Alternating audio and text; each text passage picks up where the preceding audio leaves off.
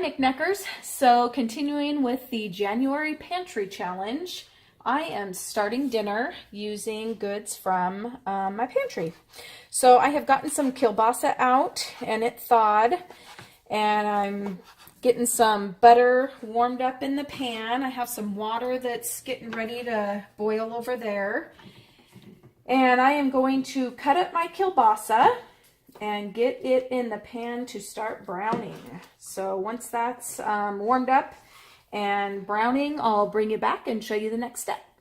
So our meat has been cooking for a few minutes, 5 minutes or so, and I am just going to add in 2 tablespoons of flour and get that browning up a bit, cook the raw taste out of it, in anticipation of adding some beef broth and some sauerkraut.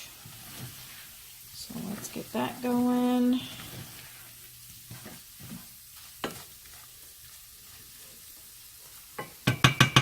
Come over here and open up the broth. I just have a little pint jar of some broth. And more than likely this is beef by the looks of it, but I think that you could use chicken or pork here. Any of it's going to be delicious.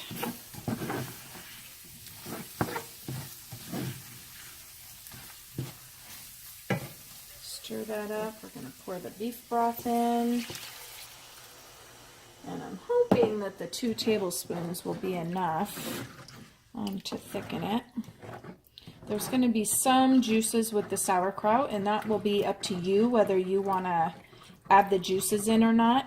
I tend to like that tang of the sauerkraut and think it adds to the dish, so I'm going to keep it in. And the beef broth, I think, will kind of tone down that sauerkraut flavor too, so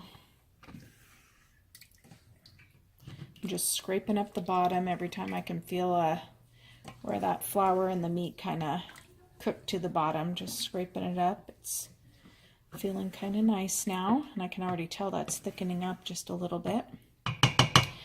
So I'm going to put in this kraut. Now, this sauerkraut is a jar that actually we didn't do. If you look in there, let's see if we can find there's a spot where it's really coming through. They fermented some cauliflower with it, which I've never done. So I'm anxious to see what it tastes like. In fact, I might. That's got some nice tang to it. So we're just going to throw this in and get that cooking.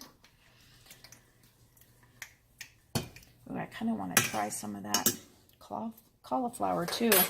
We might just have to try a batch of that.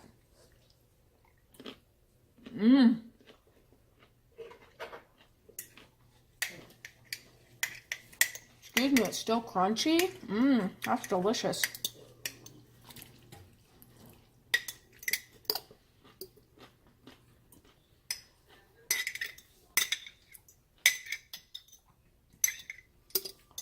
Now, if you wanted to, because when you're fermenting, you do have to use a lot of salt. You could rinse off your kraut before you use it. I never do, though. That's part of the reason why I like the kraut, is the tang and the salt and all that goodness. Oh, and that's thickening up nice. That's going to be a great addition to some noodles. And the noodles will tone down any of that tang as well. So, yeah, that's great. So we're going to let that heat up. And then I'm going to let that water get to a boil. It hasn't quite made it there yet. And then I'm going to cook the noodles probably, I don't know, 11 minutes, whatever the package deal says. I'm just using bow tie noodles, or farfalle, however you say that, farfel. Little bow ties. I'm going to use those, and then I'll bring you back when we are plating it up. So dinner is ready, and each of us got a piece of that cauliflower. Ooh, I got a little one right there too. Let's get a little bit of everything.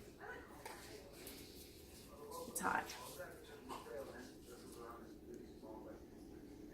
And I had forgotten, I got out some onion flakes to throw in here as well, and I forgot about them, so I ended up just putting them back. I decided not to do the onion flakes, and I think it'll be just fine.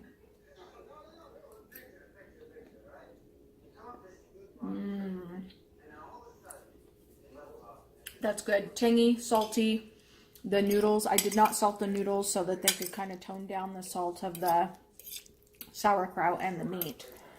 But that's really good. Another way that this would be really good is served over rice or potatoes.